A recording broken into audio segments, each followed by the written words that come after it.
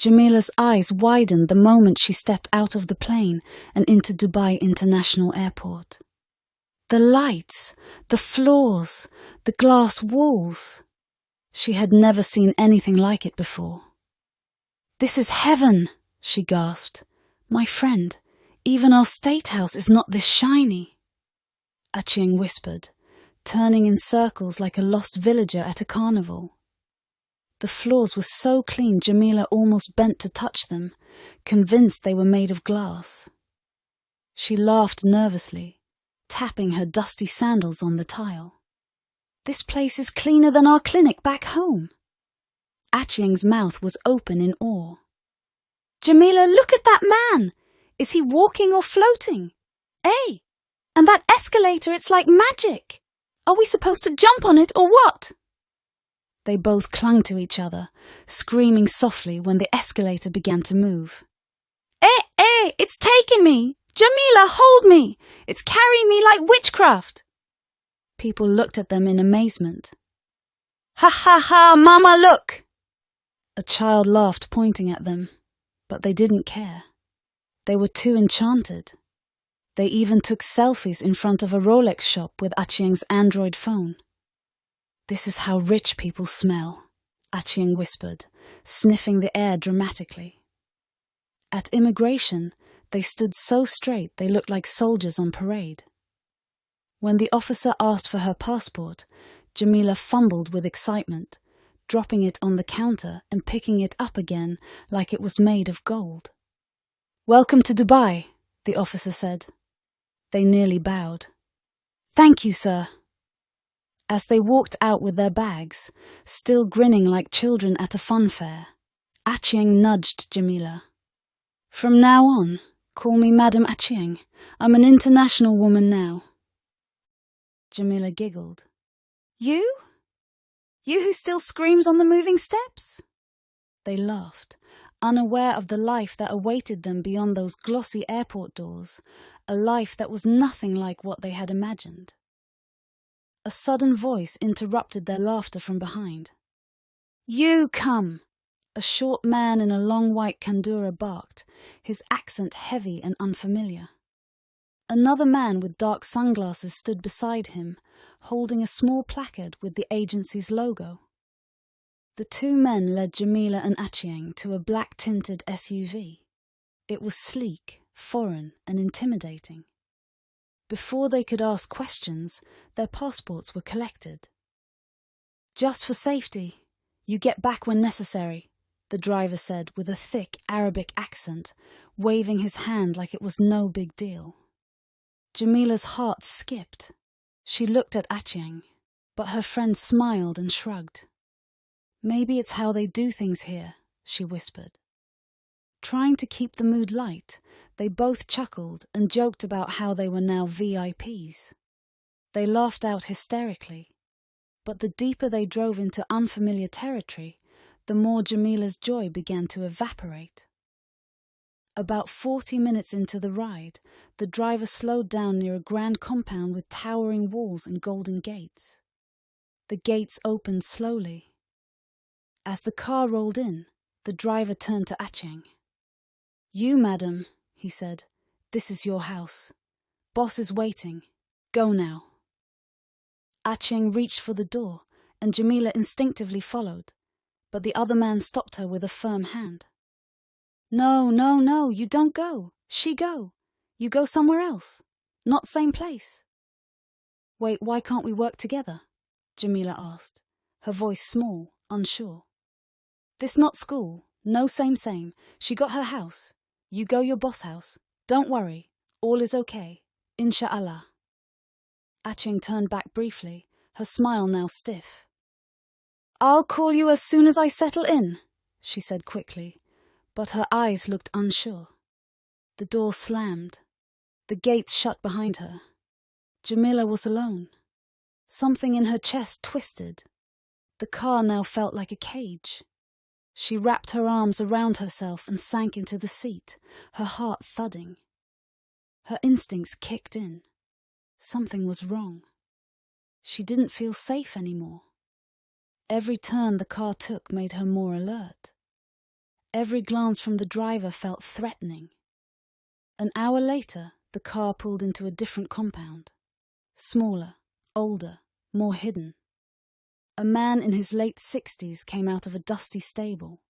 His beard was long and white, his white gown stained at the hem. He didn't smile. He didn't even look at her properly. He waved his hand lazily and spoke in broken English. "Woman is inside. Go." Jamila stepped out slowly, clutching her small bag. She barely had time to look around before a woman in a black Muslim outfit and veil came outside. "Yalla, come, you work," she said coldly, snapping her fingers, and confiscating her phone. Jamila opened her mouth to speak, but the woman walked away, leaving her no choice but to follow. Inside, the house smelled of spices and sweat. A small metal tray of half-drunk tea glasses sat by the couch. She was pointed to a mat on the kitchen floor. "Clean, then go upstairs. Madam sleep." She was tired, confused, but more than anything she felt unsafe. She had no idea where she was, no passport, no friend, no phone access yet. As the house quieted down, Jamila sat on the edge of a small mattress in the servants' quarters, a space no bigger than a closet. Her eyes welled up. This was not the life she expected, but it was the one she now had to survive. She is later escorted to a small room which she had to share with other servants in the house. Ever since Jamila arrived, Mr. Salman, her so-called boss, made life unbearable.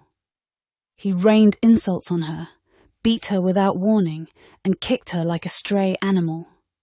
His wife, Haya, wasn't any better. In fact, sometimes she seemed even worse.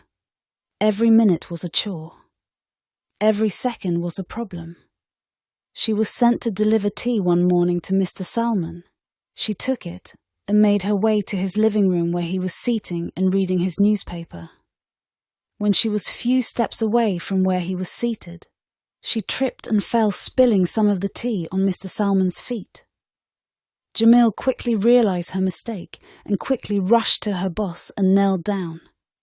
"I am so sorry, sir," she said, trembling in fear. "You clumsy fool." He landed a heavy slap on her angrily. As if it wasn't enough, he got up and grabbed her by the hair and dragged her outside. Jamila cried out in pain, to the amusement of the other maids and family members who just stood by and watched. Amongst them stood Ali. He has always been against his father's ill treatments towards the maids, but he couldn't venture standing against him. In fact, no one dared to interrupt him.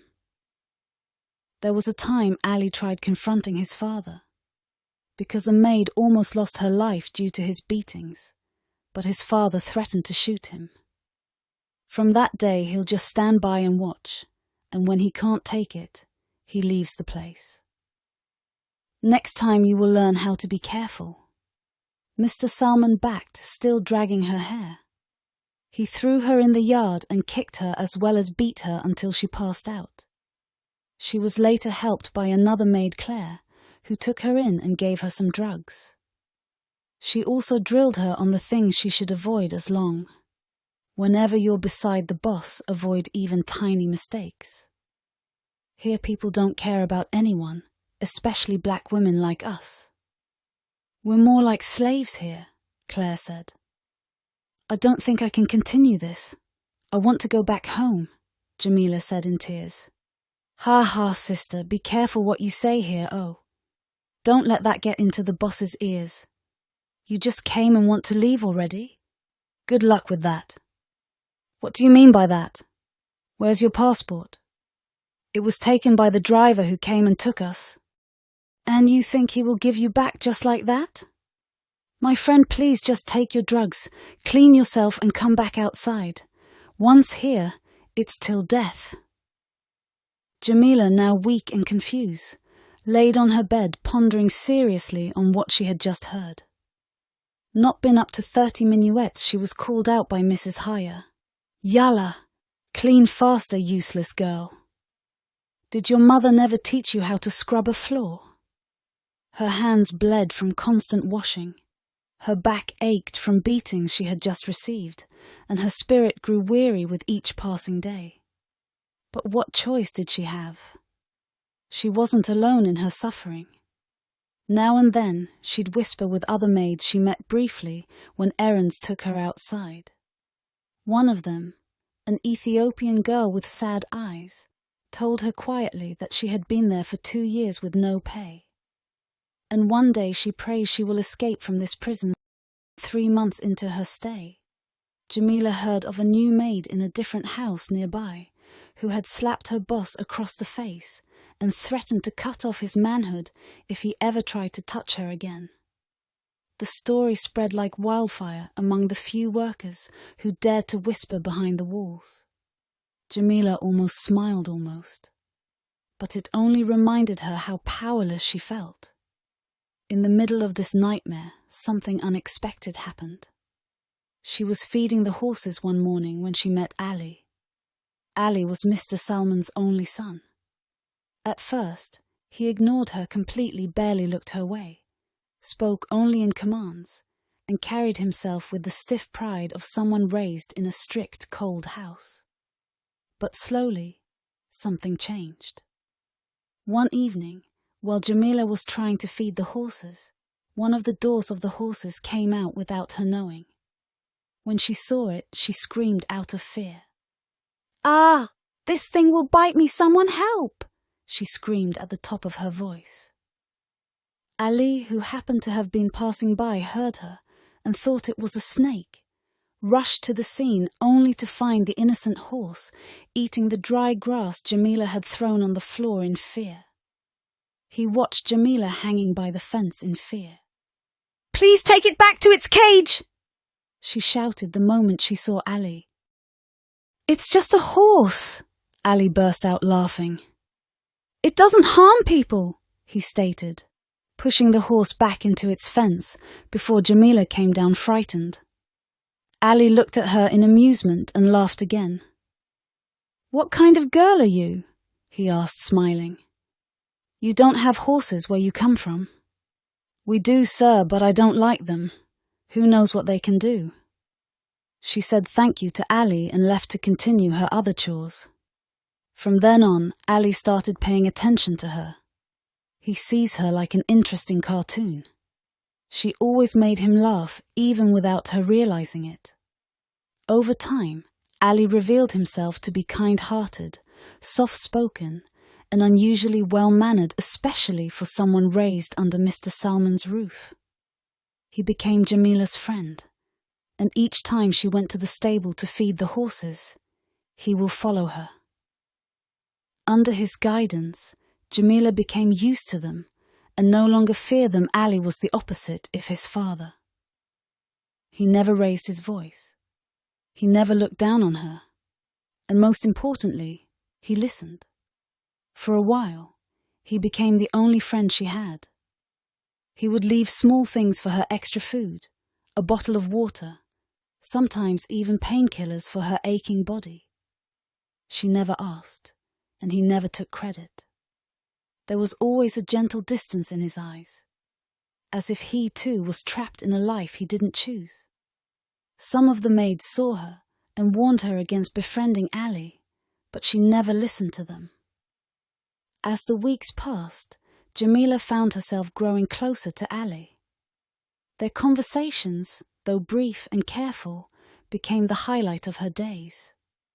He would sneak into the kitchen when the house was quiet, just to ask how she was doing. Sometimes they sat silently on opposite ends of the hallway, sharing peace through glances and unspoken understanding. One evening, as she folded laundry outside, Ali approached her with a softness that made her heart tremble. "You're different from anyone I've ever met," he said, avoiding her eyes. "There's a strength in you. I don't know how you carry so much pain and still smile." Jamila said nothing, but something in her chest shifted. She looked up at him slowly. His gaze was full of quiet admiration. That night, She lay on her mat with tears in her eyes, not because of the pain or exhaustion, but because for the first time in months she felt seen. But just as Jamila began to feel a strange kind of hope, the house was shaken by a terrible piece of news. She was working in the kitchen one afternoon when a certain man who happens to be old like Mr. Salman came and visited. Though they spoke in Arabic, the man sounded so brutal and wounded, like he had done something he was very proud of. Ali was with them and came and greeted them. He sat down with them while they spoke, and from his expressions, one could really see that they were discussing something evil. That night, as the wind howled outside, Ali found her curled in the kitchen. She looked like something was disturbing her, but she just stayed quiet until Ali asked, "What's wrong?" "Nothing, Mr. Ali, I just feel bad. Maybe I am missing my family and my friend Aching." "Your friend?" "Ach, Aching. We travelled together, but ever since we reached here, they separated us." Ali's eyes widened in shock like he knew Aching. "I am sorry, Jamie. Your friend is dead." "Ha ha, no, Mr. Ali. I said we came together and she was taken to stay at the house." "She is dead, Jamie. That man that came here this morning is my father's brother. Your friend happens to have been leaving with him. He told my father she tried to attack him because my uncle tried to have sex with her. She attacked him with a kitchen knife and he took it from her and killed her. I am so sorry," he said, as Jamila stood in shock. "She was more than a friend," Jamila choked. "We came here together." Jamila stared at him, wide-eyed, as horror crawled over her skin. "She didn't run," Ali said, voice tight. "They killed her. His secretary arranged it. I heard them while he was telling my father everything. The silence between them grew heavy." Jamila stood up slowly, rage and sorrow tangled in her chest. "She didn't deserve that," she whispered. "None of us do." Ali rose too. "Jamila, I swear I didn't know what they were going to do, but now I want to help you." She turned to him, searching his eyes for truth. And for the first time, she saw the boy behind the privilege, the prisoner of a cruel father, just like her. "I'm going to get you out of here," he said, his voice fierce and certain, "even if it costs me everything." One afternoon while she was working, she rushed quickly to the bathe to vomit. It happened more than 3 times that day, and when Claire saw her, she asked, "Jamie, are you okay?" she asked, looking concerned.